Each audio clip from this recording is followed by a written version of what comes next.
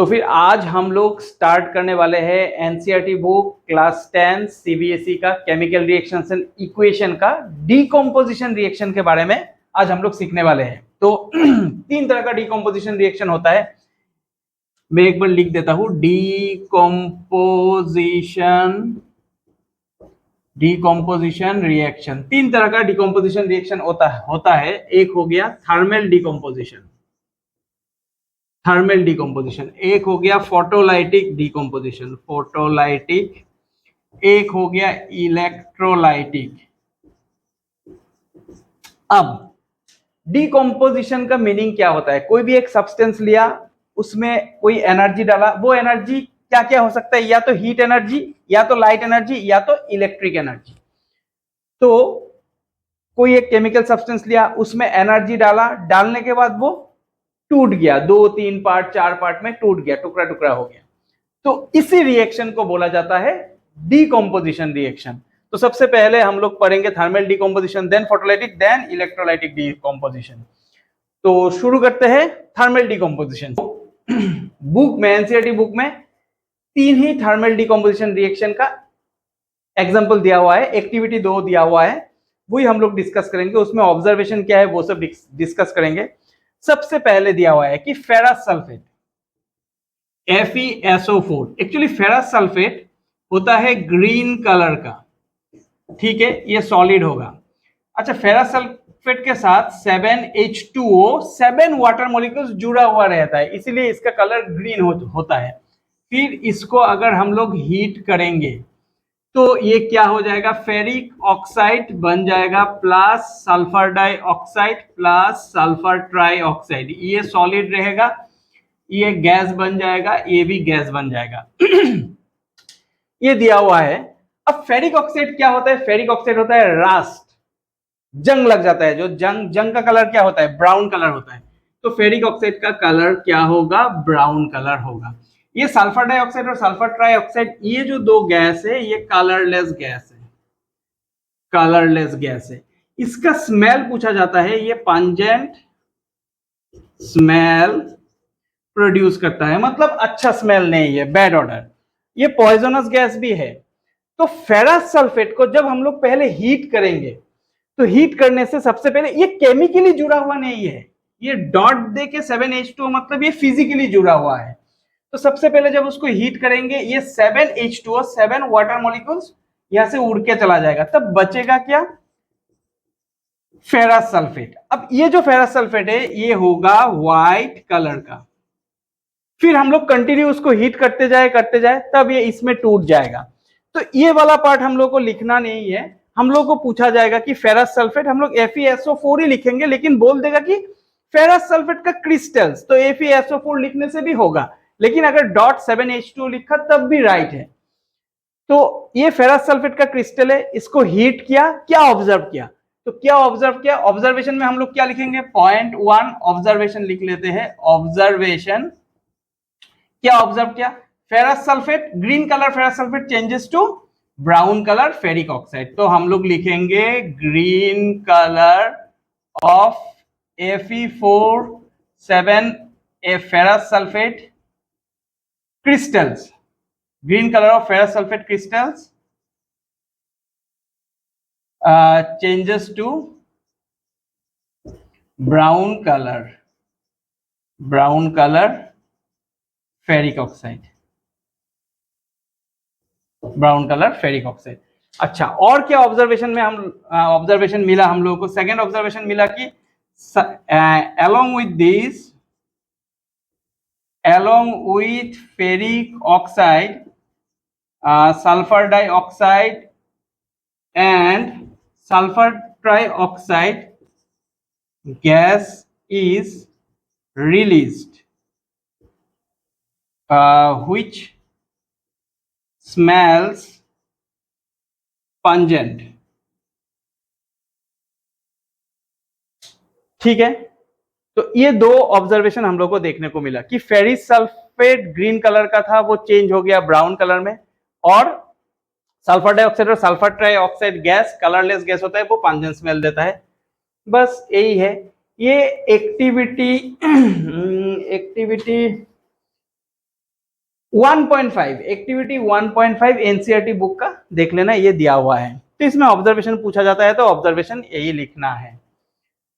ये decomposition reaction का example है, मतलब हम लोगों ने कुछ एनर्जी दिया, ये केमिकल सब्सटेंस है, फेरस सल्फेट एक कंपाउंड है, उसमें हम लोगों ने एनर्जी डाला, कौन सा एनर्जी, हीट एनर्जी, तो वो टूट गया 3 पार्ट में, तो ये थर्मल डीकंपोजिशन हुआ। क्यों थर्मल डीकंपोजिशन, क्योंकि हीट दिया। नॉर्मली ये डीकंपोजिशन है, अगर स्पेसिफिकली बोले तो ये थर्मल डीकंपोजिशन है क्योंकि हीट दिया। अच्छा, the reaction which absorbs heat is called endothermic reaction. तो जो केमिकल रिएक्शन हीट एब्जॉर्ब करता है उसको एंडोथर्मिक रिएक्शन बोला जाता है। तो ये एंडोथर्मिक रिएक्शन का भी एग्जांपल हुआ। ठीक है, जो reaction absorbs energy, actually not only heat, the reaction which absorbs energy is called endothermic। सिर्फ हीट नहीं, वो लाइट एनर्जी भी एब्जॉर्ब कर सकता है, वो इलेक्ट्रिसिटी एनर्जी भी एब्जॉर्ब कर सकता है। जो रिएक्शन एनर्जी एब्जॉर्ब करेगा उसे एंडोथर्मिक रिएक्शन बोला जाता है। तो ये एंडोथर्मिक रिएक्शन का एग्जांपल हुआ, साथ ही साथ थर्मल डिकम्पोजिशन रिएक्शन का भी एग्जांपल हुआ। तो सेकंड जो थर्मल डिकम्पोजिशन रिएक्शन का एग्जांपल दिया हुआ है बुक में, that is calcium carbonate. Calcium carbonate को अगर हम लोग हीट करेंगे तो ये सॉलिड है, तो ये बन जाएगा calcium oxide plus carbon dioxide. Okay, calcium oxide solid है, कार्बन डाइऑक्साइड गैस है। तो ये देखो एक ही केमिकल सब्सटेंस था, उसमें हम लोगों ने हीट दिया तो वो 2 टुकड़ा में डिवाइड हो गया, 2 पार्ट हो गया उसका। तो ये भी एक डीकंपोजिशन रिएक्शन का एग्जांपल है, और ये थर्मल डीकंपोजिशन रिएक्शन का भी एग्जांपल है, थर्मल डीकंपोजिशन रिएक्शन। और ये एंडोथर्मिक रिएक्शन का भी एग्जांपल है क्योंकि हीट एब्जॉर्ब कर रहा है। The reaction in which energy is absorbed is called endothermic reaction. तो ये एंडोथर्मिक रिएक्शन का भी एग्जांपल है और डीकंपोजिशन रिएक्शन का भी एग्जांपल है। अच्छा, इसमें क्या पूछा जाता है, इसमें कलर वगैरह ये सब नहीं पूछा जाता, इसमें पूछा जाता है कि कहां पर ये केमिकल रिएक्शन यूज होता है। ये सीमेंट मैन्युफैक्चरिंग इंडस्ट्रीज में यूज होता है, ये जनरली इंडस्ट्रीज पर्पस का है। तो स्पेसिफिकली बोले तो सीमेंट मैन्युफैक्चरिंग इंडस्ट्रीज में ये यूज होता है। तो ये हो गया second thermal decomposition reaction along with endothermic reaction also. Okay, states सारा लिखना है एग्जाम में, बिना स्टेट का नहीं लिखना है। थर्ड आते हैं हम लोग लेड नाइट्रेट पर, PbNO3 whole twice. Lead nitrate को अगर हीट किया तो वो बन जाता है lead oxide plus nitrogen dioxide plus oxygen. ये गैस, ये गैस, ये सॉलिड, ये भी सॉलिड, लेड नाइट्रेट। तो लेड नाइट्रेट को अगर हीट किया तो वो 3 टुकड़ा में, 3 पार्ट में डिवाइड हो रहा है। तो ये भी एक डीकंपोजिशन रिएक्शन है, थर्मल डीकंपोजिशन रिएक्शन है। क्यों थर्मल डीकंपोजिशन रिएक्शन, क्योंकि हीट दे रहे हैं हम लोग। अच्छा, इसमें पूछा जाता है, क्या पूछा जाता है कि ये जो नाइट्रोजन डाइऑक्साइड है, ये गैस है, ये ब्राउन कलर का ब्राउन फ्यूम्स प्रोड्यूस करता है। यही पूछा जाता है इसमें कि कौन सा कलर का गैस यहाँ पर प्रोड्यूस होगा, यहाँ पर प्रोडक्ट साइड में, तो ब्राउन कलर का फ्यूम्स प्रोड्यूस होगा। और ये जो लेड नाइट्रेट है ये कलरलेस है, और ये जो लेड ऑक्साइड है ये येलो प्रेसिपिटेट फॉर्म करेगा, ये भी पूछा जाता है।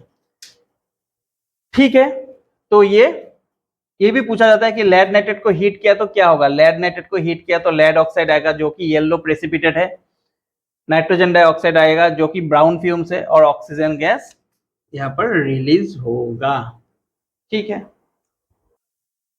तो यही 3 तरह का एग्जाम्पल दिया हुआ था बुक में।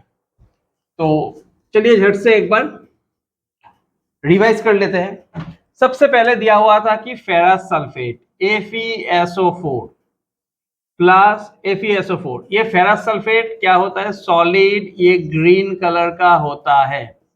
इसको अगर हीट किया तो ये बन जाता है फेरिक ऑक्साइड। फेरिक ऑक्साइड ये ब्राउन कलर का होता है।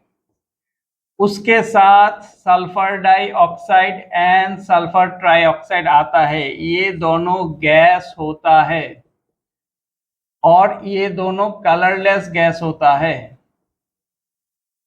कलरलेस गैस, और ये पंजेंट स्मेल प्रोड्यूस करता है। और ये फेरस सल्फेट का क्रिस्टल है, इसीलिए 7H2O यहां पर, ठीक है, इसीलिए यहां पर 7H2O। पहले हीट करने से ये 7.7H2O, ये केमिकली जुड़ा हुआ नहीं है, फिजिकली जुड़ा हुआ है, हीट देने से ये उड़ के चला जाता है। तो ये ऑब्जर्वेशन अगर पूछा गया तो क्या लिखेंगे कि green colour of ferrous sulphate changes to brown colour of ferric oxide and sulfur dioxide and sulfur trioxide gas is produced which is colorless and which gives pungent smell। तो ये थर्मल डिकम्पोजिशन रिएक्शन का example हो गया और endothermic reaction का भी example हो गया। सेकंड हम लोग को दिया हुआ था कि कैल्शियम कार्बोनेट, कैल्शियम कार्बोनेट को लाइमस्टोन भी बोला जाता है। लाइमस्टोन ये सॉलिड होता है। अच्छा,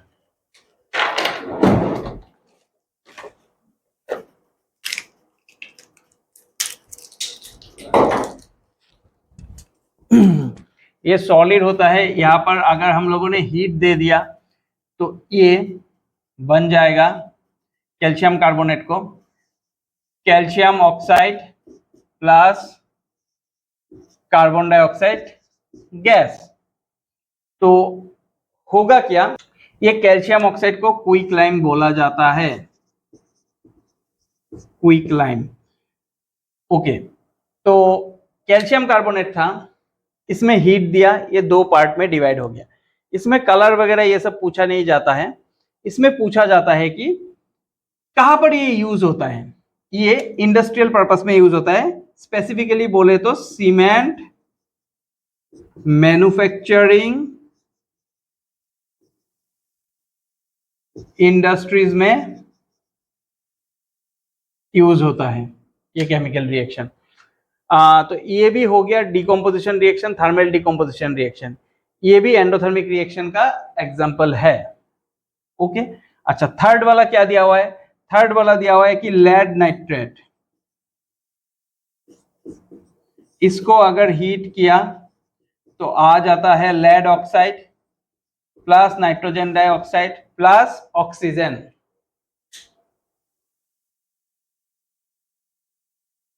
तो लेड नाइट्रेट ये सॉलिड होगा, लेड ऑक्साइड ये सॉलिड होगा, हम लोगों ने किया ही था शायद, लेड ऑक्साइड नहीं किया।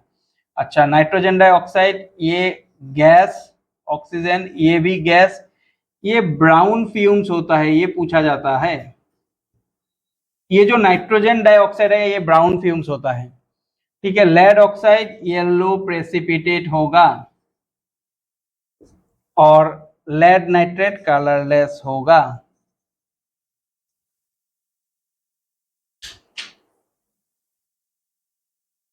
तो लेड नाइट्रेट को अगर हीट किया तो वो येलो कलर प्रेसिपिटेट फॉर्म करेगा जो कि लेड ऑक्साइड है, और ब्राउन कलर का गैस निकलेगा जो कि नाइट्रोजन डाइऑक्साइड है, यही पूछा जाता है। ये भी डिकम्पोजिशन रिएक्शन है, थर्मल डिकम्पोजिशन रिएक्शन, और ये एंडोथर्मिक रिएक्शन का भी एग्जांपल है, क्योंकि जहां पर in a reaction where heat is absorbed is called endothermic reaction.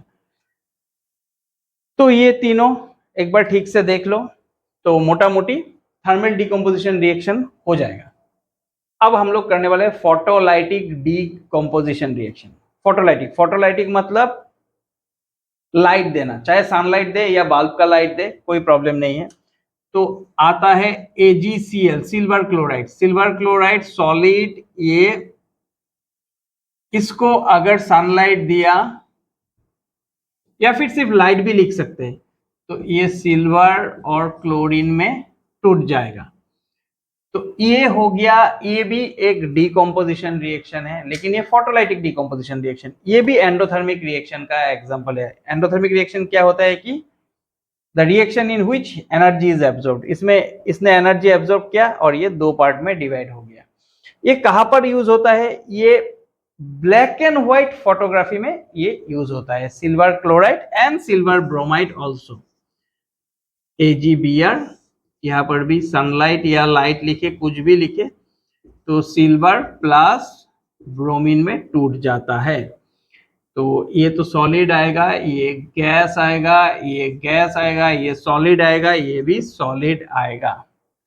ठीक है। अच्छा, इसमें और एक चीज पूछा जाता है कि इसका कलर होता है व्हाइट, ये हो जाएगा ग्रेइश व्हाइट, और ये हो जाएगा येलोइश ग्रीन।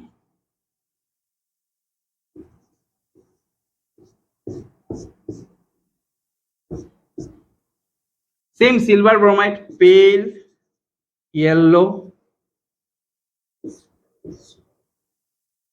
सिल्वर व्हाइट,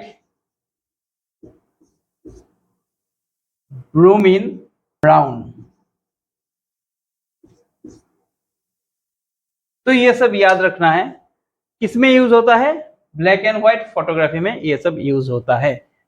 तो दोनों ही फोटोलाइटिक डिकम्पोजिशन रिएक्शन का एग्जांपल है एंड एंडोथर्मिक रिएक्शन का एग्जांपल है।